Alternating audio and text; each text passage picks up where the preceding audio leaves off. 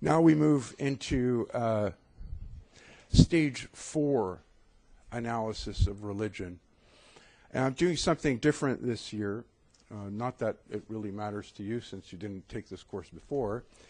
But it matters to me because this year I'm including under stage 4 study of religion what in your textbook is identified with the hard sciences approach, which takes place in the chapter on, is it psychology? Yeah. Psychology and phenomenology. Right? And the hard sciences approach that is emphasized here for me as stage 4, namely an option in current ways of studying religion, a very important option, which I used to poo-poo before for various ideological reasons. But I have grown in a great, deep appreciation for this particular angle on the study of religion. Not because I buy into all of it, but I see it as a viable example of how religion might be studied. Your text is kind of ambivalent about it. I want to talk a little bit about that. And it's a general sensibility that scholars of religion have a tendency to embrace. We'll go into that later. But so I see two trends in the stage 4 study of religion, where before I used to think about it in terms of individuals just doing ideology critique. Now I see it as a kind of more expansive concept where you get that preoccupation still with methods for studying religion, right? Like the hard sciences, philosophies of mind. Remember I talked to you about stages 1 through 3 being preoccupied with getting the right method in order to study the religious phenomenon. There's still some of that going on in stage 4, okay? And it's an important part of the work. But there's also these postmodern approaches, so-called, that tend to dominate in the humanities study of religion. Okay, in the humanities, the postmodern or post-structuralist approaches to the study of religion tend to be the go-to when it comes to the overarching theme of studying religion in the late 20th, early 21st century. So yeah, I bring these two trends together. You know now, because of the learning cell, that you're not going to be asked to study trend 1. So that's one of the things I don't like about letting this stuff go out early, because people say, okay, I don't have to bother about that. I'll just focus on the stuff that I need to do for the learning cell. But I at least want you to be aware of it. That's it. And I want to be able to provide an overview or a framework for you to appreciate the different types of approach when studying religion, okay, in a religious studies environment. Okay, so here are some of the characteristics that I've outlined for you.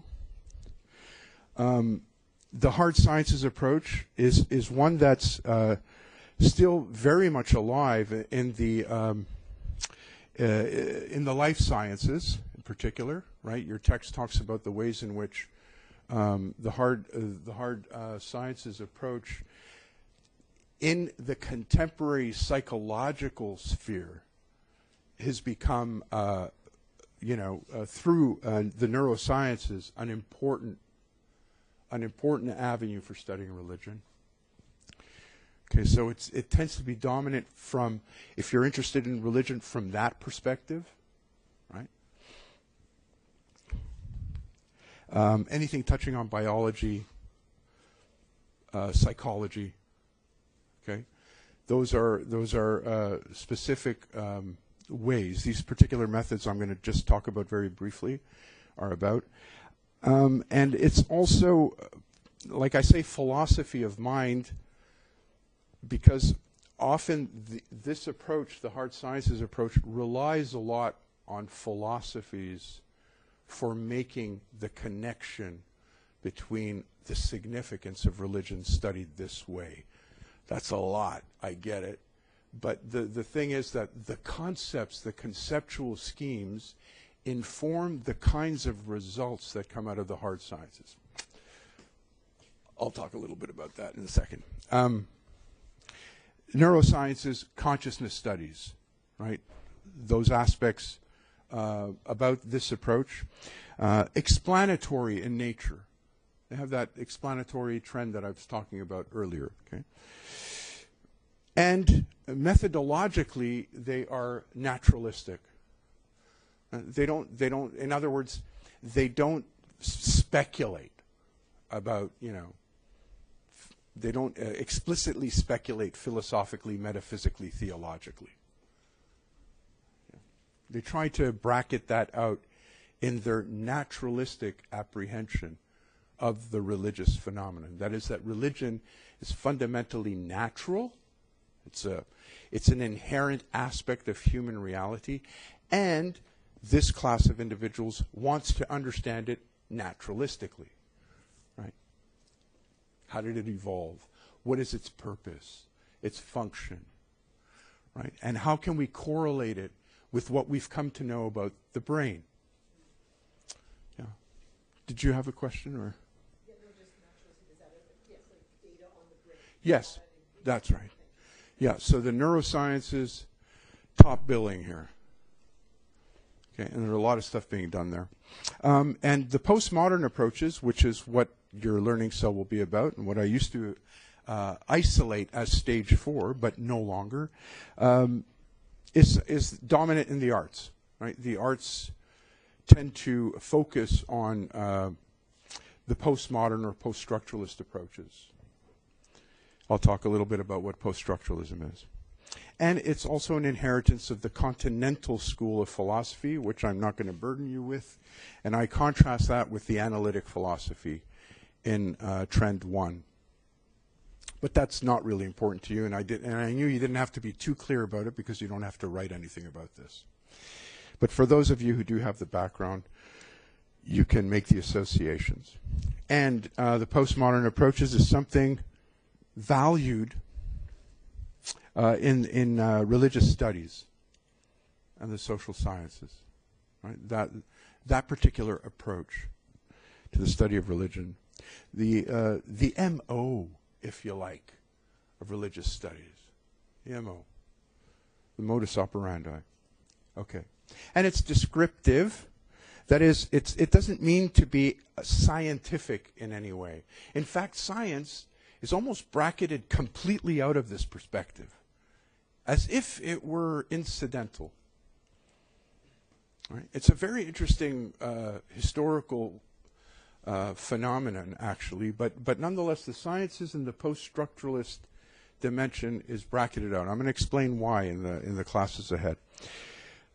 And it's ideology critique, right? And I talked a little bit about this last time in introducing question 3, right, which is about studying religion in order to get a handle on the ideological ramifications of religious beliefs and practices.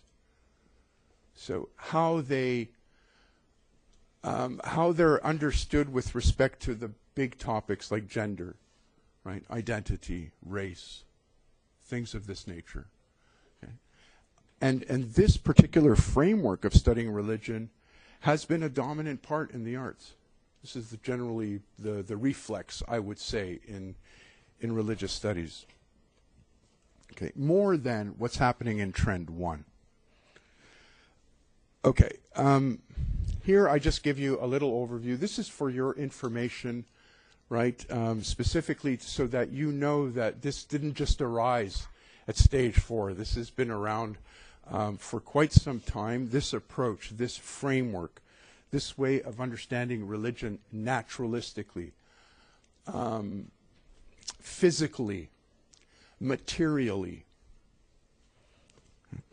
goes back to James Henry Loiba in psychology, who was, like if you pivot him against William James, for example, you'd have two very different perspectives. At least, well, let's put it in terms of Jung rather than James, because remember James has that explanatory thing. But with Jung, it's all about the psyche, right? And it's grounded in our physiology for sure, but he didn't propose ways of correlating religious phenomena with strictly physical realities. So, like I say here, mystical states are to be explained psychophysiologically. Ecstatic experiences, euphoric or otherwise, can equate with epileptic seizures. This is the kind of thing that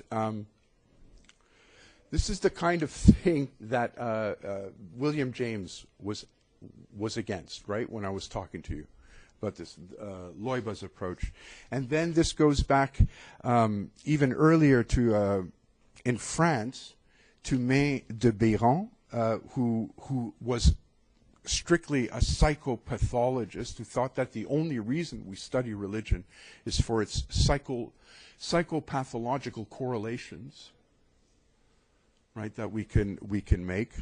And then, of course, in more contemporary terms, you have behaviorism with Watson, followed by the work of B.F. Skinner, right? Stimulus and response is basically that particular orientation. And I'm of course oversimplifying, but I just want you to know there's a history, and then there's a modern development of this. The modern development that I wanted to very quickly. How am I doing time-wise? I still have like, what, 5 minutes or so? 7 minutes. Thank you. So I gave you that early stuff very quickly. I wanted to finish this today. Sorry. Gave you that early stuff, and now I want to just go quickly into the contemporary interest, right? Stage 4.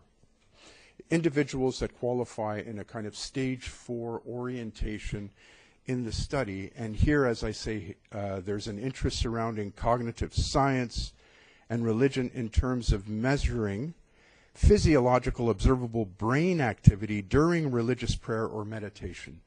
So this is like kind of religion in a lab. You know, religion being observed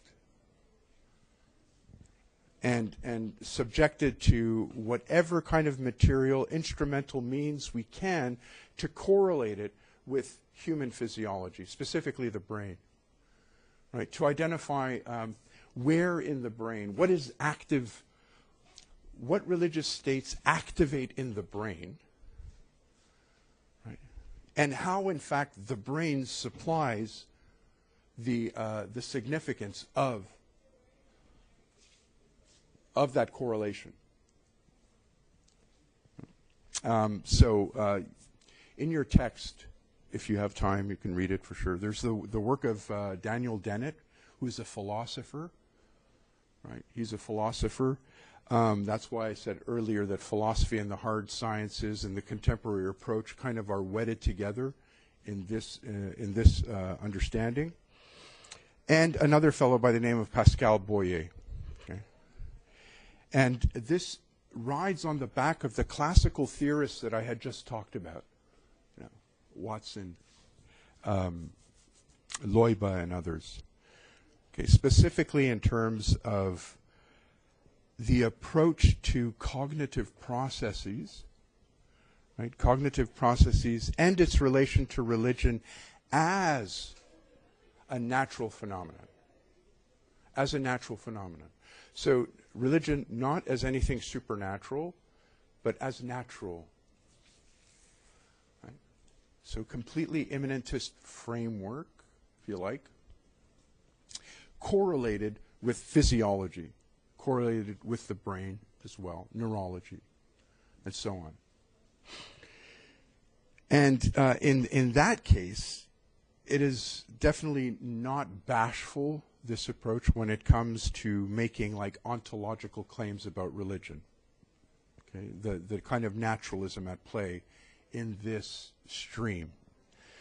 And that's going to be important because I'm going to also be developing that in terms of a countercurrent, I guess, in the next class. But anyway, there's Boyer's claim, which is particularly biting, regarding the ontological status of religion. Boyer states, quote, "There is no coherent entity, religion, that can conflict with science, because religion in the religion-science debates is quite simply an imaginary object, a chimerical combination, like an imaginative projection." And then Boyer asserts this illusory mixture of beliefs, norms, and doctrines does not really exist, right? Because it's not something apart from the natural phenomenon. So religion is something other than it proclaims itself to be. Remember explanation? Get behind religion, right? Because that's the true significance of it. It does not really exist either as a set of mental phenomena in anyone's head or as a social cultural phenomenon. Okay. That's a strongly kind of reductionist approach. Right? It's reductionist in the sense in which the phenomenologists would just be freaking out. Okay. But it's not all within the hard sciences approach to religion that is strictly this. It's not strictly reductionist. And these studies, by the way, are extremely insightful in terms of correlating religious experience, meditative practices, prayer, and following it, through fMRIs, for example. And just being able to track what's active in the brain, what part of the brain is active when such things are being experienced by individuals and observed in very systematic ways. So there's that approach. There's that traditional approach, this reductionist, naturalist approach to the study of religion. But there's also an approach that doesn't make Boyer's kind of claims.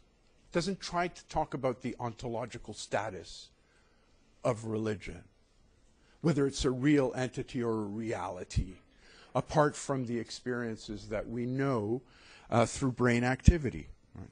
And this comes through the work of Andrew Newberg, who's a radiologist at the University of Pennsylvania, and he's kind of garnered a lot of interest because he's trying to develop the neural underpinnings of these contemplative states, but not rushing to a naturalistic conclusion concerning their ontological status, whether they are real or not real. What is that? That's a philosophical question. Science should be careful about playing in the philosopher's sandbox, right? It's a different game. So Newberg knows that, and he's clever this way, and he's trying to say, okay, I'm still a naturalist, and I still want to understand the chemistry of the human brain and its correlation with religion. So how do I do that? And he proposes this new field called neurotheology. Neurotheology, and you've read this. This is a picture of him, an older picture, I think. But I'm seeing that the time is done. I'm just gonna go over briefly this quotation in the next class.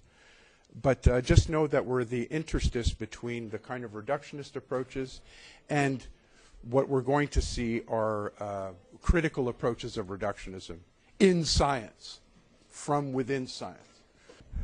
All right, so as I introduced last time, we're into the stage 4 study of religion. I'll go over a just general panoramic overview of what we've done up until now, but still talking about trend 1 in this particular development. And it's an interesting contrast, actually, between both of these trends. In religious studies, let's say, as it's practiced at the Berks building, which is the School of Religious Studies, you'll often find the postmodern trend 2 being the general presupposition of what goes on. Sometimes they'll sneak stuff in about the hard sciences approach, which I'm still doing very quickly. I'm spending time on that particular one right now because I'm trying to push, in fact, for that particular trend to come into predominance in the study of religion as a really important part. And I know there are other colleagues who agree, but it's not part of their own agenda to do that. It's part of my agenda for the most part. As a philosopher of religion, I try to bring in this, all of these different perspectives because I see philosophy as an important part of the second order tradition when it comes to organizing our thoughts around methods, theories, and things of that nature. I mean, it's usually pushed off to people like myself when we introduce students to what the study of religion entails, as opposed to being specialists of a specific religious tradition, introducing students to the nitty-gritty surrounding the study of religion, a specific religious tradition. So there are different planes at which religious studies operates, right? You've got the very specific, particular aspects of the first order traditions that become, you know, basically trying to understand them from the inside out. Then you have the more general perspectives that tries to mediate questions of theories and methods, which gives you a more panoramic appreciation of the correlation between first order and second order traditions. This should mean something now for all of us, right? Okay, so trend one now for me is a really important thing, because I think it, especially in North America, it has its it has a force in the study of religion which plays up the importance of the sciences in understanding religion, and as such has a kind of worldview of its own when managing religion. Okay, and we've seen a little bit of that in terms of how it arose in the classical objectivist approaches which come out of the 18th century that we already covered, right? When we were making the move from stage 1 to stage 2 study of religion. And you remember that part of that history of the second order tradition was largely at first it was an antipathy, a critical stance about religion, something that was an anomaly that had to be overcome through knowledge and the acquisition of knowledge. Once you understand that object better, you'll have a better capacity to transcend its delusions and illusions and whatnot. Okay, so that particular orientation allowed for the putting together the scientific approach to the study of religion with religions itself. So that's why I think we maim ourselves when we kind of leave out trend one in the study of religion for whatever ideological reasons. And trust me, there are ideological reasons why this happens in religious studies. Okay? And one of them was reductionism as being the red herring in the study of religion, which irks scholars and has been for numerous decades. You'll just have to take my word for it. I don't have time to go into it. But nonetheless, these four figures that I gave you last time were, you know, like standard pillars of this approach when managing the religious phenomenon in this way. Right? So the psychopathological orientation, the behaviorist orientation, if religion has anything significant for us to study, it's to see what it says about the human condition and how we can fit it into our scientific worldview. Okay, and that's and that had certain repercussions, right? It had certain repercussions. That is, you explain religion, you get behind religion in order to explain it, rather than take it at its face value. Reinterpret, I would say, its significance for our context, for our present way of looking at the world. And so this is, of course, led to a lot of different positions. I pinpoint these two figures because they're the philosophical progeny, if you like, of the objectivist approach that I've been kind of going on about, specifically in terms of riding on the back of those classical objectivist assumptions, which is to treat the significance of religion in a wholly materialist, reductionist fashion. Right? So that becomes the framework for understanding religion and, quite frankly, understanding things as fundamental as human consciousness itself. Okay, so that's why I talked about earlier this aspect of the philosophy of mind that goes together or develops with the hard sciences approach. Not everybody in the sciences does this, no matter, but it's this combination that's relevant, interesting in the cultural study of the second order tradition. Okay, it's quite a cool correlation, and these two figures are basically an embodiment of that, right? Daniel Dennett is a philosopher, but also a cognitive scientist, as is Boyer. Boyer is a cognitive anthropologist, and also an evolutionary psychologist, who together in their work rely on a lot of philosophical assumptions. Okay, when it comes to saying certain things naturalistically about religion. I mean, look at the titles of the books, right? I give you three here. The Fracture of an Illusion, Religion. So he's kind of riding on the back of Freud's assessment of religion. So the Future of an Illusion, right? We all remember that.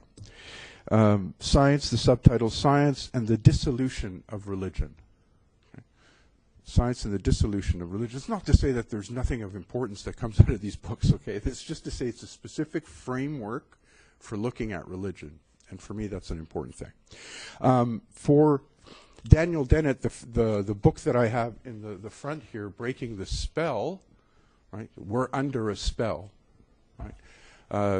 Evolution has produced a kind of way of interacting with the natural world, which is an illusion for the most part. It's our way of managing natural instincts, stimuli,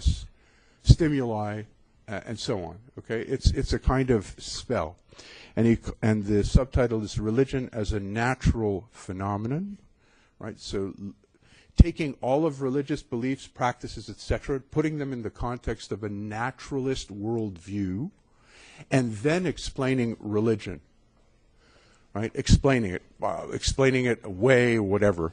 And this is based a lot on his previous book, Consciousness Explained, which again correlates with the philosophy of mind and his view of consciousness, right? So if you have the model about consciousness, you can also talk about one of its byproducts, which is religion, which is a way that human beings navigate the world in a physical, material reality. Okay, so that's a specific framework for approaching religion. So they're not bashful. Sorry, let me just see here. They're not bashful when it comes to making ontological claims about the status of religion, what religion is, really. See? What it fundamentally is. Not all scientists believe this stuff, okay? But this is the stuff that kind of ruffles the feathers of individuals like myself. Okay. So Boyer's claim is, like I said, I believe last time, specifically biting. He states that, quote, there is no coherent entity religion, and I can agree up until a certain point, that can conflict with science. Of course there's no coherent entity of religion, but we're saying that for different reasons. Because religion in the religion science debates, he continues, is quite simply an imaginary object, a chimerical combination. He asserts that this illusory mixture of beliefs, norms, and doctrines does not really exist. It's not really in the world, doesn't really exist, either as a set of mental phenomena in anyone's heads or as a social, cultural phenomenon. Those are bold claims. Okay, that's going from doing like significant work in the framework of doing science from a physicalist perspective. That is, you don't think about religion as anything supernatural, as conveying information about the universe and whatnot, right? So obviously not a phenomenological assessment as the classical phenomenologists believed, right? So they would feel, of course, that this is precisely what they're antagonistic toward. So individuals who just tell you, you know, this would be a kind of develop into a form of scientism, which is an interesting phenomenon to be studied culturally. But it doesn't go hand in hand with the work of science itself. Okay, this is what? What is this? It's philosophical. It's philosophy, right? And Dennett is a philosopher. He's, for me, one of the formidable figures of the new atheist movements in North America, you know, alongside Sam Harris, Christopher Hitchens, and Richard Dawkins, right, just to mention a few. They're in your textbook, by the way, if you want to look them up. I'm not going to spend too much time talking about them. They're not particularly relevant to the study of religion as such.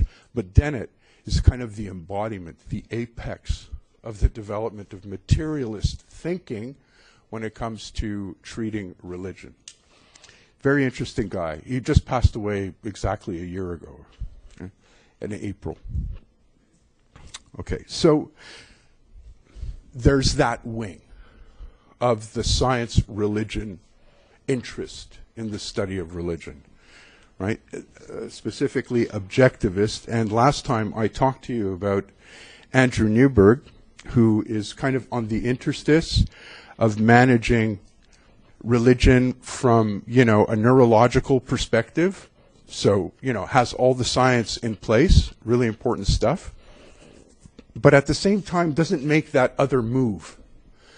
Doesn't try to toy with the intrinsic significance of religious phenomena, the beliefs, true or false in a big ontological sense, the practices, pointless and based on illusion, and so on and so forth, right? He doesn't do that. But what he's interested in terms of the significance of religion, is how, for example, it contributes, very Jamesian-like, it contributes to, you know, the betterment of society and also its detriment, right? So he looks at the scientific reasons, neurological reasons, of correlating religious phenomena with the brain in order to figure out questions about its value, right? Rather than dismissing it wholesale.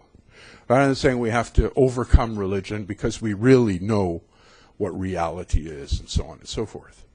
Okay, Newberg does not do that. I didn't get to this quotation. After years of research, he says, our understanding of various key brain structures and the way information is channeled along neural pathways led us to hypothesize that the brain possesses a neurological mechanism for self-transcendence. The brain is an important, I was going to say, tool for self-transcendence. Okay, the brain, self-transcendence for individuals like this does not occur apart from a brain. So the question is, how do you correlate that? How do you correlate that in terms of significant for our understanding of religion? The mind remembers mystical experiences, he continues, with the same degree of clarity and sense of reality that it bestows upon memories of real past experiences. You know, religious experiences deal with some reality, and the correlates here between our relationship between our memories of a distant transcendent past with real transcendent pasts, right? So he's trying to correlate the two. How does religion correlate with neurological functions, and what does it produce? And because it's a real reality, it's not just an illusion, it's not just our kind of evolutionary way of adapting to the challenges of life. It's not just that, right? But it's nonetheless located in that, and that's really important for Newberg. The same cannot be said of hallucinations, delusions, or dreams, right? The dismissals of religion as just a delusion, an illusion. He's saying that's not In the same, if we would dismiss religion on that basis, we would dismiss a lot of other experiences which are non-religious in structure.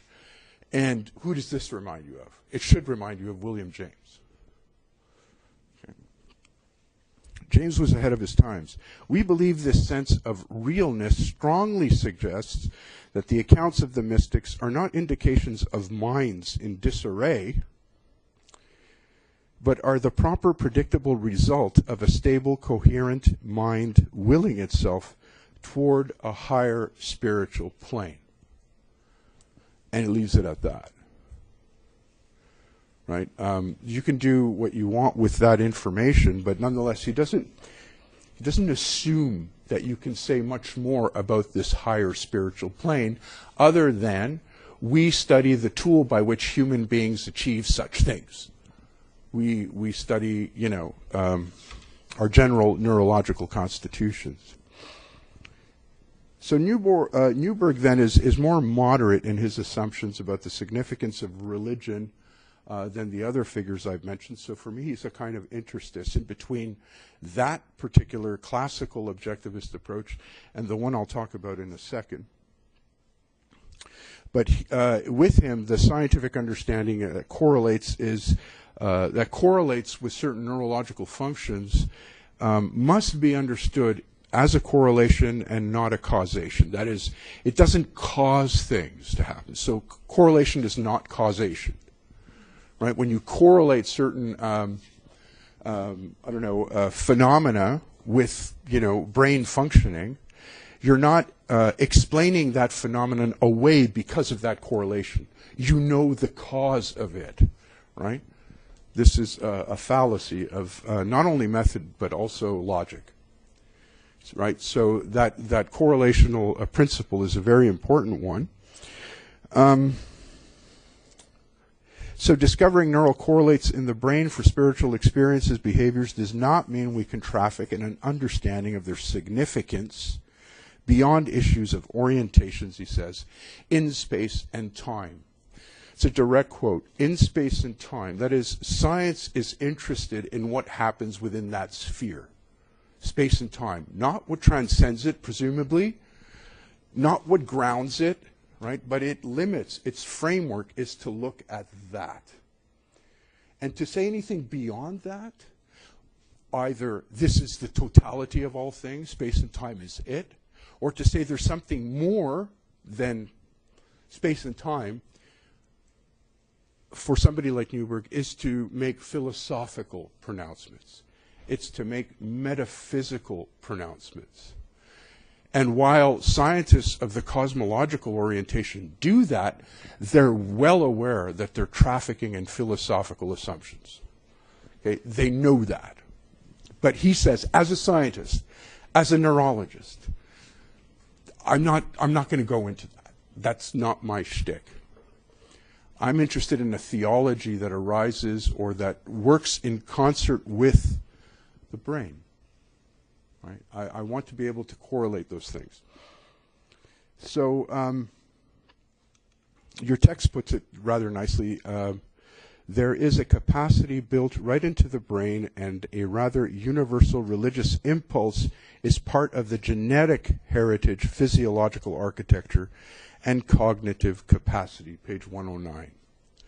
Okay, so it's kind of descriptive if you ask me. It's a descriptive analysis rather than an explanatory one per se. Okay. All right, so I'm going to move quickly because I know you don't have to do this on your test, but nonetheless I like to take time to discuss it. And sorry, discuss it in your learning cell. So, like I say here, a key aspect that sets off neuroscientists from previous generations is basically the rejection of materialism. Okay? The rejection of materialism, as I say here, the doctrine that nothing exists except matter and its movements and modifications, that consciousness and will are wholly due to material agency. That is a particular framework for doing the work of scientific analysis. It's not supposed to be a philosophical, ontological view of the world. It can be, could be whatever the hell you want to be. But that materialism is not, let's put it, the default truth about reality. It's a framework. It has historical roots. We've been tracing it in the second order tradition. It has its roots there, developed in the context of the challenges and concerns of the day that morph into a basic philosophical viewpoint, a worldview, in fact. Okay? A worldview which is fine, but it has to be seen as alongside other worldviews and not the default position that other worldviews have to, correlate with ultimately in order to be true. Right? It's not a default position. I love that term, right? Because for many years I used to think it was. It took me a long time to see that it was a metaphysics, a philosophy that you either embrace or reject for whatever reasons. Okay. So it's not self-evident. It can't be considered as a given or as something that accords with the evidence. It's an assumption that serves to guide certain types of research, but then it becomes problematic when it extends to an explanatory reach. That is, when it tells you a neutral, modest, as they tend to think, a modest approach to reality. It's no more modest than any other worldview. Sorry to say. But I think it's given us huge contributions to our self-understanding and to the world and to everything else. But that's different from saying it is the framework by which all truths are supposed to be understood.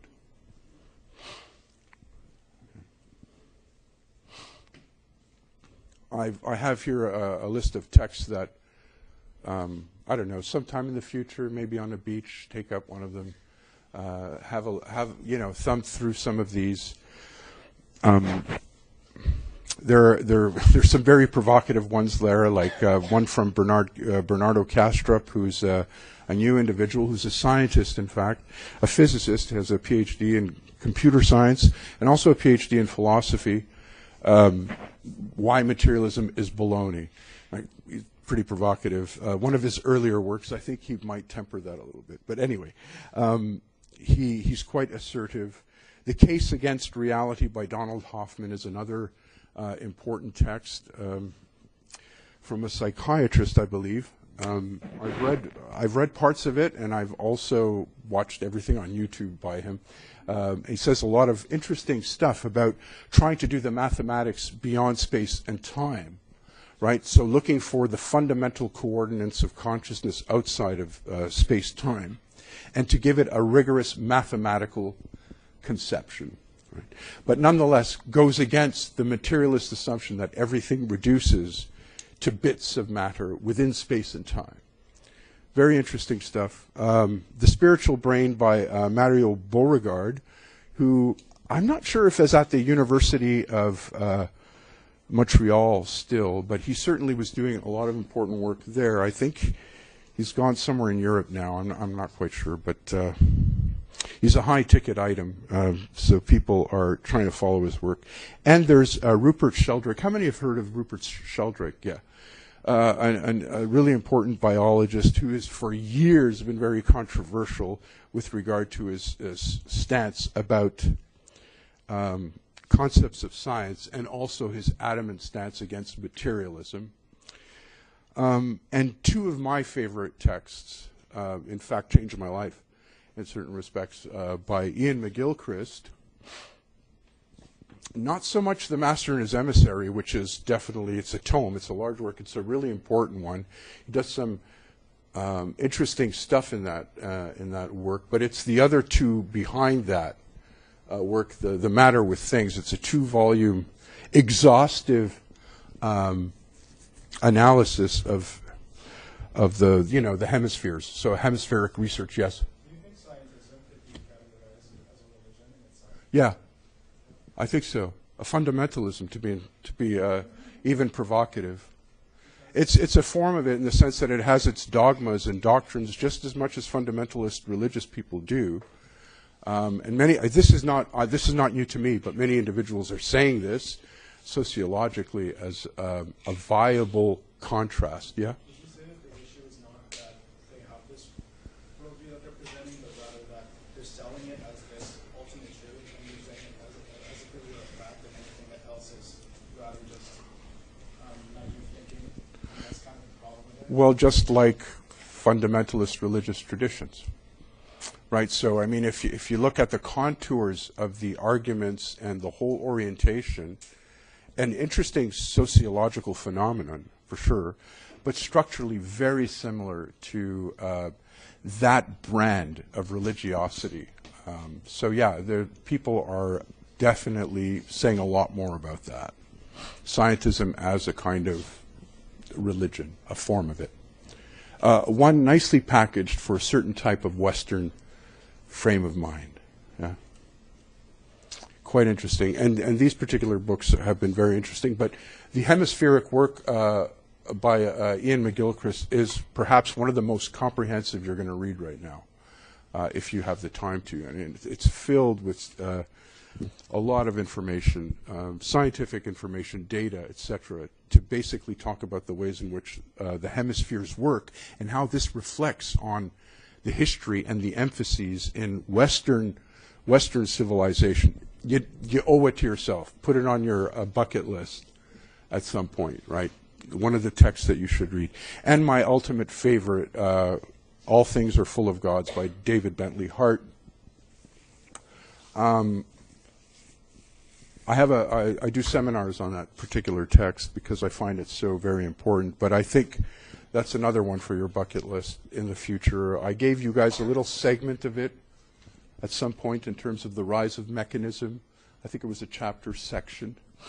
Some of you felt it was just too dense. So, you know, maybe at the end of your program or something, it'll make more sense or something, but that's another text. That's fundamental. One more in terms of biology is from Dennis Noble, the British physiologist and biologist. Right, he published a really important book on the music of life, but it's a popular type of book, but one that really is inaugurating, I think, a systems biology against the kind of genetic, let's say the neo-Darwinist genetic reductionisms of somebody like Dawkins' book, The Selfish Gene. And Noble is basically trying to revise that understanding to have a more kind of systemic appreciation of cellular reality and our kind of genetic determinism to kind of displace that.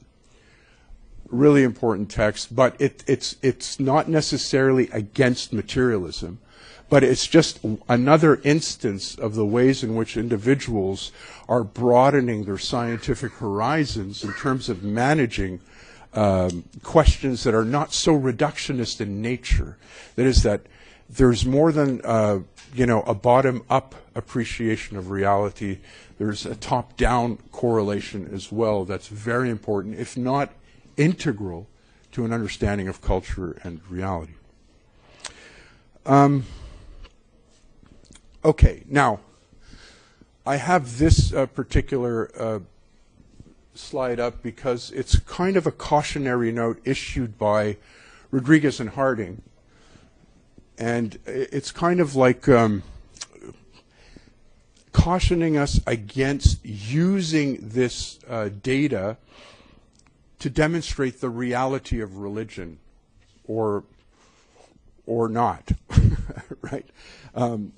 They say some might be persuaded that these studies, and it's interesting that I realized that the first edition of this book, 2009, it still has this quotation in there in 2024, the second edition, which you're using for this class. They say some might be persuaded that these studies objectively demonstrate that religion is real as an external force that is registered by the brain during prayer and meditation. However, Beauregard is one of these people, by the way. He really goes out there and tries to make this case. However, such an interpretation jumps to conclusions that are possible but not necessary interpretations of the data.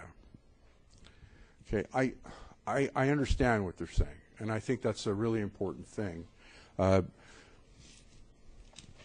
How should I do that? How should I say this? Their basic position, of course, is to legitimize a field of religious studies that does certain things. Okay, it does certain things.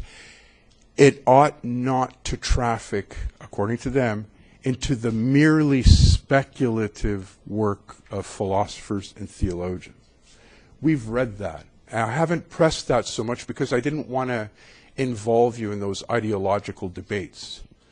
But they have an agenda which is more or less religious studies is a field that just is empirical and ought to do empirical work and stop there.